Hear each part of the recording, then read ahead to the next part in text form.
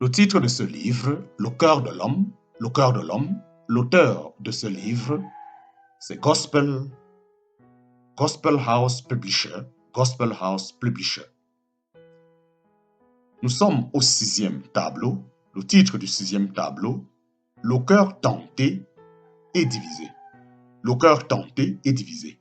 Partie 5. Le cœur tenté et divisé, partie 5 ou 6.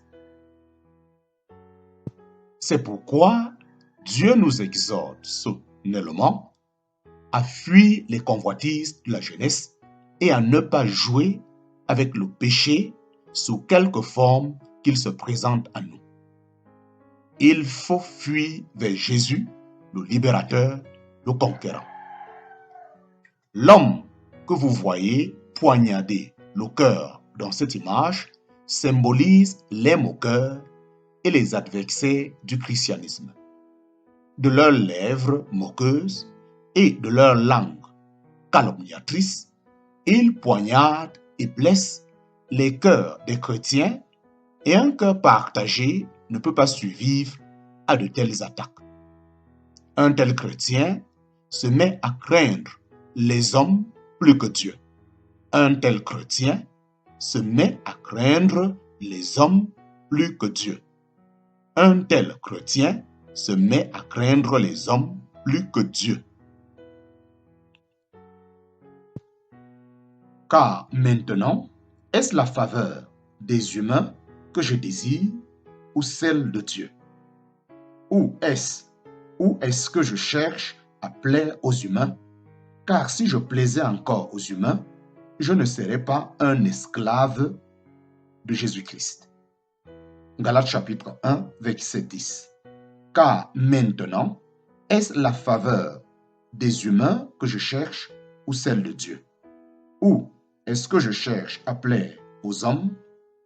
Car si je plaisais encore aux hommes, je ne serais pas un esclave de Jésus-Christ. Galates chapitre 1, verset 10. L'effroi que conçoit un homme lui tend un piège, mais celui qui s'assure en l'Éternel aura une haute retraite. Proverbe chapitre 29, verset 25.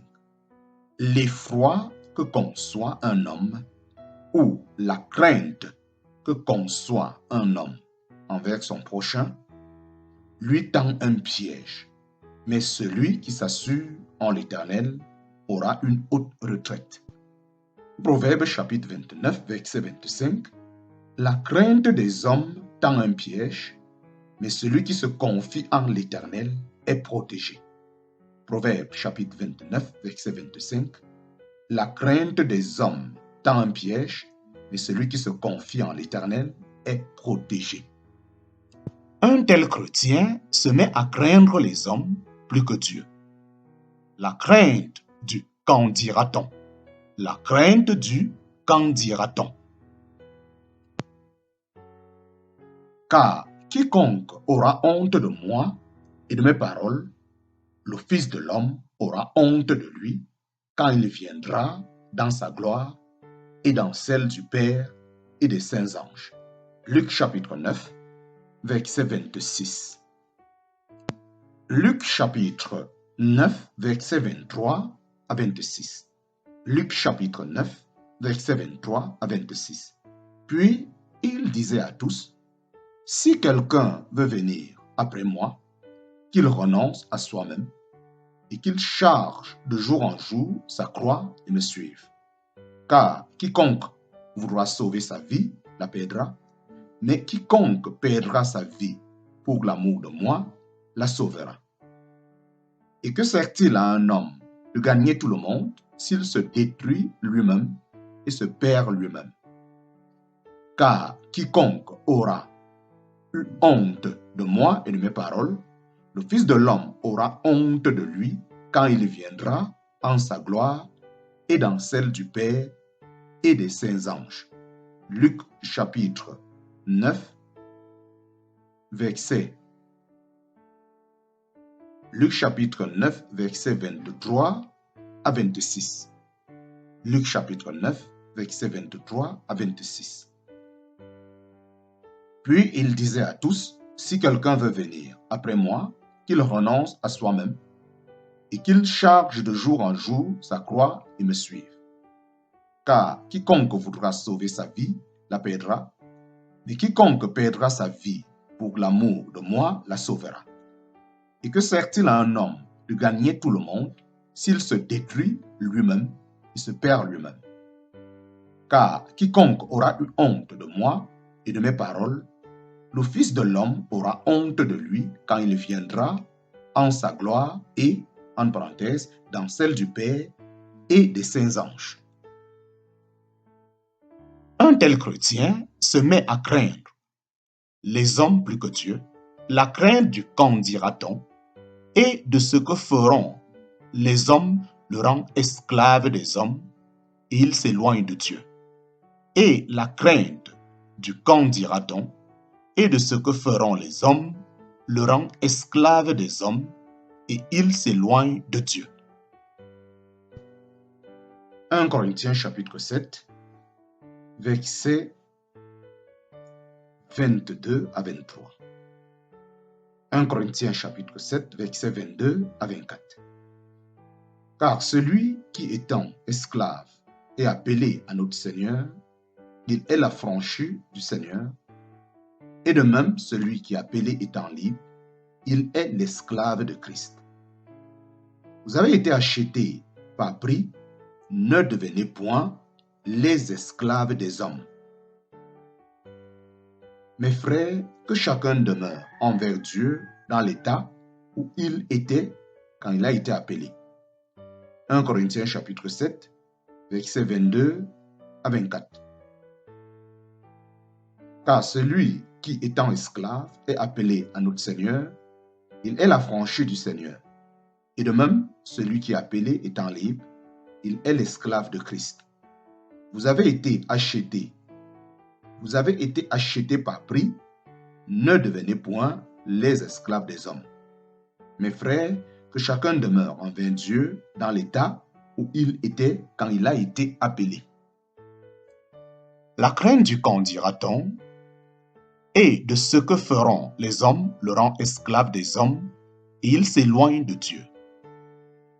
La mauvaise humeur et la colère se manifestent en période de sourcils et de déception et forcent l'entrée de ce cœur.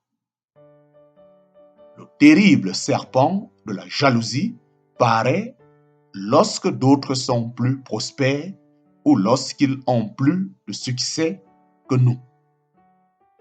Il s'insinue à notre insu si nous lui offrons la moindre brèche, ouvrant la porte à la haine et à l'orgueil. La mauvaise humeur et la colère se manifestent en période de sourcils et de déception et forcent l'entrée de ce cœur.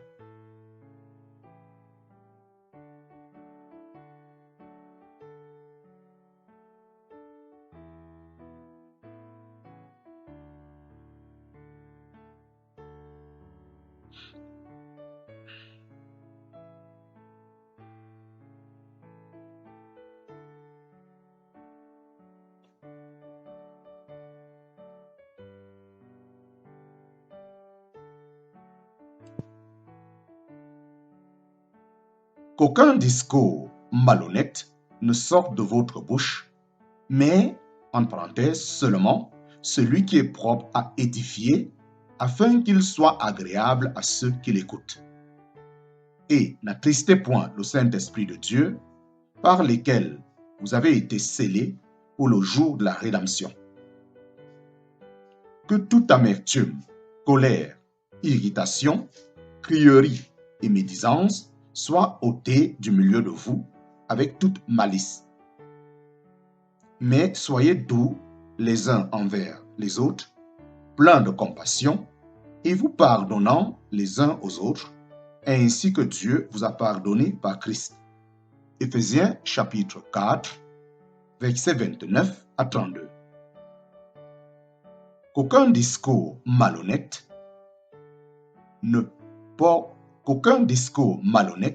ne sorte de votre bouche, mais entre parenthèses, seulement celui qui est propre à édifier, afin qu'il soit agréable à ceux qui l'écoutent.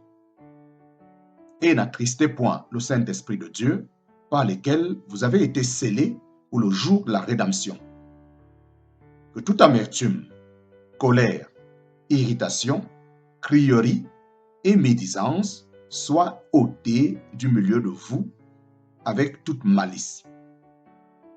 Mais soyez doux les uns envers les autres, pleins de compassion, et vous pardonnant les uns aux autres, ainsi que Dieu vous a pardonné par Christ.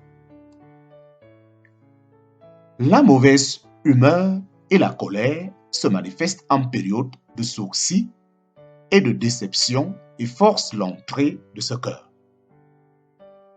Le terrible serpent de la jalousie paraît lorsque d'autres sont plus prospères ou lorsqu'ils ont plus de succès que nous.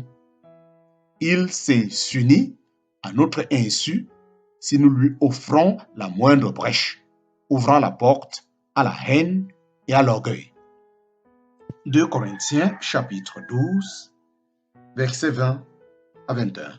2 Corinthiens chapitre 12, versets 20 à 21. Car j'ai peur qu'à mon arrivée, je ne vous trouve pas tel que je veux, et que moi, je ne sois trouvé par vous tel que vous ne vouliez pas, et qu'il n'y ait des querelles, des jalousies, des colères, des esprits de parti, des diffamations, des calomnies, des gonflements de l'âme et des désordres, que, venant de nouveau chez vous, mon Dieu ne m'humilie devant vous et que je n'ai à pleurer sur beaucoup de ceux qui ont péché précédemment et qui ne se sont pas repentis de l'impureté, de relations sexuelles illicites et de la luxure sans bride qu'ils ont commise. 2 Corinthiens chapitre 12, versets 20 à 21. Car j'ai peur qu'à mon arrivée, je ne vous trouve pas tel que je veux, et que moi, je ne sois trouvé par vous tel que vous ne vouliez pas, et qu'il n'y ait des querelles, des jalousies, des colères, des esprits de parti, des diffamations, des calomnies, des gonflements de l'âme et des désordres, que venant de nouveau chez vous, mon Dieu ne m'humilie devant vous et que je n'ai à pleurer sur beaucoup de ceux qui ont péché précédemment et qui ne se sont pas repentis de l'impureté, de relations sexuelles illicites et de la luxure sans bride qu'ils ont commencé. C'est si facile de laisser entrer dans nos cœurs l'amour de l'argent si nous ne prenons garde à l'avertissement de notre Seigneur Jésus lorsqu'il dit « Veillez et priez afin que vous ne tombiez pas dans la tentation ». Matthieu chapitre 26, verset 41, 1 Corinthiens chapitre 10, verset 12 nous dit « Ainsi donc que celui qui croit être debout prenne garde de tomber. Revêtez-vous de toutes les armes de Dieu afin de pouvoir tenir ferme contre les ruses du diable. » Éphésiens chapitre 6, versets 11 à 18.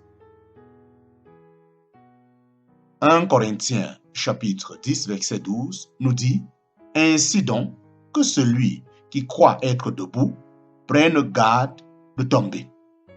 Revêtez-vous de toutes les armes de Dieu afin de pouvoir tenir ferme contre les ruses du diable. » Éphésiens chapitre 6, versets 11 à 18. Soyez revêtus de toutes les armes de Dieu afin que vous puissiez résister aux embûches du démon. Car nous n'avons point à combattre contre le sang et la chair, mais contre les principautés, contre les puissances, contre les seigneurs du monde, en parenthèse, gouverneurs, des ténèbres de ce siècle, contre les malices spirituelles qui sont dans les lieux célestes. C'est pourquoi, prenez toutes les armes de Dieu afin que vous puissiez résister aux mauvais jours et après avoir tout surmonté, demeurer ferme. Soyez donc fermes, ayant vos reins saints de la vérité et étant revêtus de la cuirasse de la justice, et ayant les pieds chaussés de la préparation de l'évangile de paix. Prenant surtout le bouclier de la foi, sur lesquels vous puissiez éteindre tous les dards enflammés du malin. Prenez aussi le casque du salut et l'épée de l'esprit, qui est la parole de Dieu. Priant en votre esprit par toutes sortes de prières et de supplications, en tout temps, veillant à cela avec une entière persévérance et priant pour tous les saints. Éphésiens chapitre 6, versets 13 à 18. C'est pourquoi prenez toutes les armes de Dieu, afin que vous puissiez résister aux mauvais jours, et après avoir tout surmonté, demeurer ferme. Soyez donc fermes, ayant vos reins saints de la vérité et étant revêtus de la cuirasse de la justice, et ayant les pieds chaussés de la préparation de l'évangile de paix, prenant surtout le bouclier de la foi par lequel vous puissiez éteindre tous les dards enflammés du malin. Prenez aussi le casque du salut et l'épée de l'esprit, qui est la parole de Dieu, priant en parenthèse, votre esprit par toutes sortes de prières et de supplications en tout temps, veillant à cela avec une entière persévérance et priant pour tous les saints. Fin du tableau numéro 6. Fin du tableau numéro 6.